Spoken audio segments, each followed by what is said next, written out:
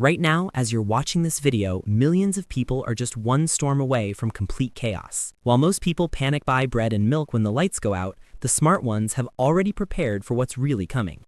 In the next 12 minutes, I'm going to reveal the 3 critical power outage scenarios that most people completely ignore, the exact power calculations you need to survive each one, and the step-by-step system that will keep your family safe and comfortable when everyone else is stumbling around in the dark.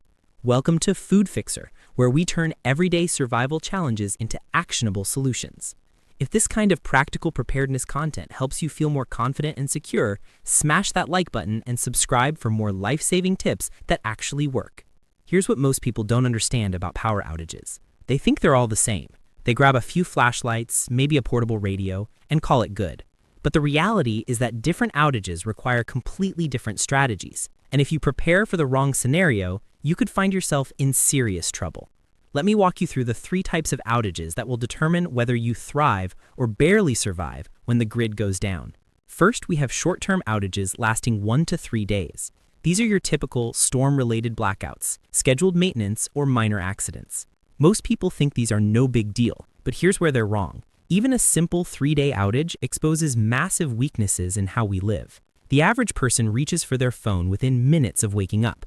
When that phone dies on day 2 and there's no way to charge it, panic starts to set in. Suddenly, you can't check the weather, contact family members, or even know what time it is. Your kids are bored out of their minds, you're stumbling around in the dark, and that sense of normalcy everyone takes for granted completely disappears. But here's the thing, surviving these short outages doesn't require massive preparation. You just need to understand your actual power needs. A typical smartphone uses about 10 to 15 watt-hours per day.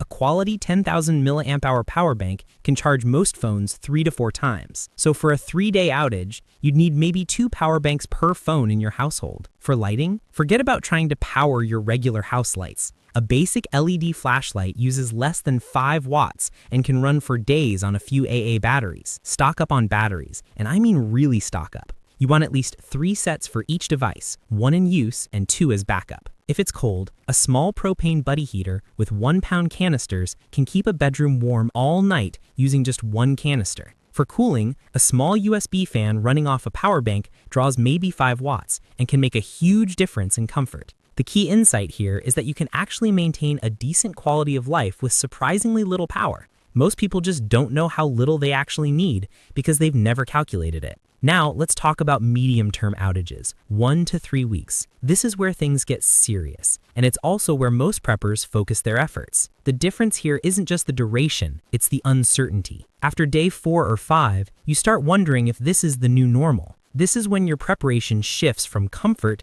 to essential functions and security. Your cell phone towers might be down, supply chains are definitely disrupted, and you need to start thinking about protecting what you have. Your power needs expand significantly. You're not just keeping phones charged anymore. You need reliable communication systems. This might mean ham radios, which can reach across the country even when everything else is down. Or, at minimum, FRS and GMRS radios for local communication with neighbors and family. Security becomes critical. You need motion sensors, some kind of surveillance system, and lighting that doesn't advertise that you're the only house on the block with power. Battery-powered motion lights and low-power security cameras that record locally become essential. Here's where most people make a crucial mistake with refrigeration. Your standard refrigerator uses 1 to 1.5 kilowatt-hours per day. That's massive when you're trying to conserve power. But a DC refrigerator designed for RVs or boats may be 250 to 300 watt-hours per day. That's a game changer for preserving medications and essential foods. For power storage, you're looking at needing at least 2 kilowatt-hours of battery capacity.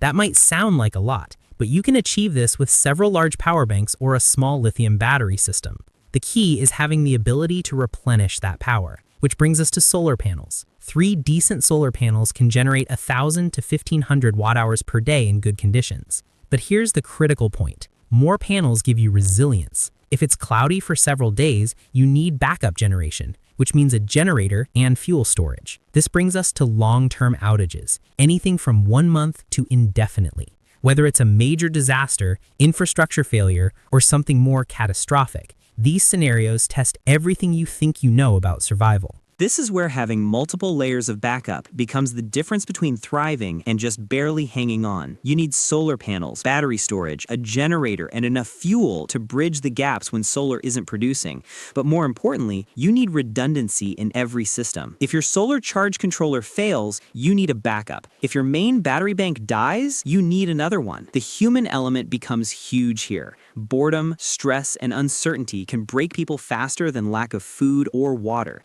You need entertainment systems, educational materials, and ways to maintain social connections. This is where having a robust communication setup becomes about mental health as much as practical survival. Community cooperation becomes essential. No one survives long-term disasters alone. You need neighbors you can trust, resource sharing agreements, and mutual security arrangements. Now let me share the power calculation that most people get completely wrong, and it's costing them thousands of dollars and potentially their safety. Most people start by trying to power their existing lifestyle.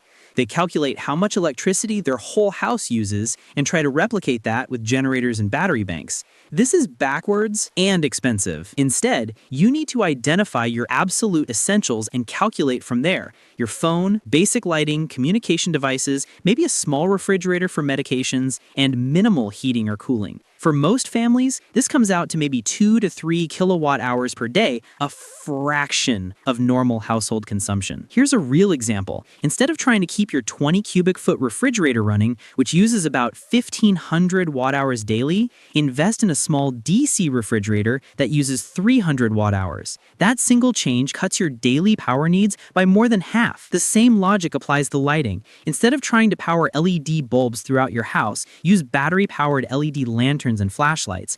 Instead of powering your home Wi-Fi and entertainment system, use downloaded content on tablets and e-readers. This is where people make expensive mistakes. They buy massive generator systems trying to power everything when a smaller, more efficient approach would be more reliable and cost 70% less. The 3-tier strategy works like this.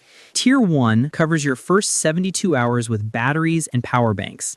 Tier 2 extends you to several weeks with solar panels and modest battery storage. Tier 3 creates indefinite sustainability with expanded solar, multiple generators, and fuel storage systems. But here's the trap most people fall into with generators. They buy the biggest one they can afford and think they're prepared.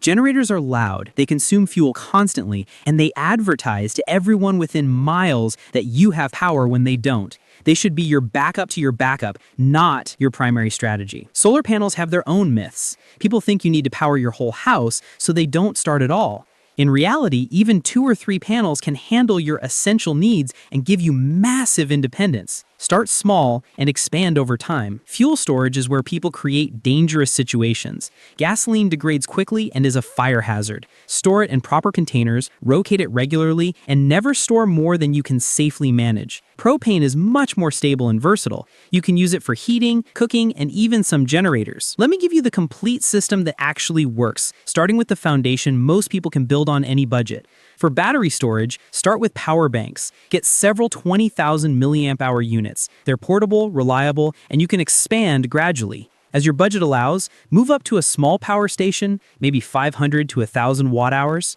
Eventually consider a larger lithium battery system, but only after you've tested smaller solutions and know your actual needs. For solar, start with 1 or 2 portable panels. Even 100 watts of solar can keep your essential devices charged indefinitely in good weather. These portable setups let you experiment and learn without a huge investment. Later, you can add fixed panels and proper charge controllers. Don't skip the generator entirely, but buy smart. A small, efficient unit that can charge your batteries and run essential devices is better than a massive unit that guzzles fuel. Inverter generators are quieter and more fuel efficient, but power is only part of the equation. Communication systems that work when everything else fails can mean the difference between getting help and being forgotten. A basic ham radio setup costs less than most people spend on coffee in a month, but it can reach across continents when cell towers are down. For security, think low power and low profile. Battery-powered motion sensors connected to small cameras and LED lights. Systems that alert you to problems without advertising your capabilities to potential threats. Food preservation becomes critical beyond a few days. That small DC refrigerator I mentioned earlier pays for itself quickly. but also learn food preservation methods that don't require power at all. Canning, dehydrating, and fermentation become valuable skills. Heating and cooling without massive power consumption requires thinking differently. Propane heaters for warming small spaces, battery-powered fans for air circulation, and passive cooling techniques like reflective window coverings. Here's what separates successful preparedness from expensive hobbies: testing your systems regularly. Once a month, simulate an outage, turn off your main power, and live on your backup systems for 24 hours. You'll discover weaknesses in your plan that you never imagined. Keep maintenance schedules for everything. Battery systems need regular charging and testing. Generators need fuel rotation and periodic operation. Solar panels need cleaning and connection checks. Stored fuel needs rotation. These aren't exciting tasks, but they prevent catastrophic failures when you need your systems most. Community preparedness multiplies your effectiveness. Share knowledge with neighbors. Create communication networks. Establish resource sharing agreements. A neighborhood where everyone has modest preparations is safer and more resilient than one house that's perfectly prepared, surrounded by chaos. Stay adaptable as technology and circumstances change. Satellite communication systems are becoming more affordable and accessible. Battery technology continues improving. New threats emerge while old ones become less relevant. Your preparedness plan should evolve. The reality is that most people will face a short-term outage multiple times in their lives, a medium-term outage maybe once or twice, and hopefully never face a long-term scenario. But the preparations for each level build on each other, and even basic preparedness dramatically improves your resilience and peace of mind. Start where you are with what you can afford and build systematically. The goal isn't to prepare for every possible scenario. It's to be ready for the most likely challenges while building skills and systems that scale up if needed. Remember, preparedness isn't about doomsday scenarios. It's about ensuring comfort, safety, and peace of mind for you and your family, no matter what comes your way. The lights will go out again. The question is whether you'll be ready when they do. If this video helped you understand power outage preparedness differently, hit that like button and subscribe for more practical survival content. Drop a comment and let me know what type of outage you're most concerned about and what your biggest preparedness challenge is. I read every comment, and your questions help shape future videos. Until next time, stay prepared, stay safe, and remember, it's better to have these systems and never need them than to need them and not have them.